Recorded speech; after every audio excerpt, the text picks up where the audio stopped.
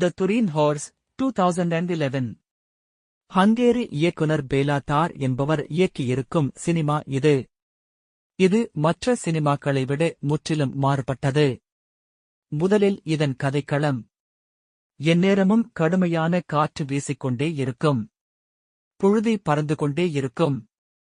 இரண்டாவது, இந்த சினிமா மொத்தம் 30 ஷாட்களில் மட்டுமே எடுக்கப்பட்டு இருக்கிறது. இந்த சினிமா 2 மணி நேரம் 35 நிமிடங்கள் ஓடும். அதை 30 ஷாட்களாக பிரித்தால் ஒரு காட்சிக்கு சராசரியாக 5 நிமிடங்கள் எடுத்துக்கொள்ளும். இவ்வளவு நீளமான காட்சியமைப்பில் உள்ள காட்சிப்படுத்தும் முறையை நீங்கள் விரும்பலாம் அல்லது விரும்பாமல் போகலாம். எனக்கு இந்த முயற்சி பிடித்திருந்து, இந்த முறையில் ஒரு ஆக்ஷன் சினிமாவை எடுக்க முடியாது. ஆனால் அழுத்தமான மற்றும் இயக்குனரின் முழு சுதந்திரமான சினிமாவை எடுக்கலாம்.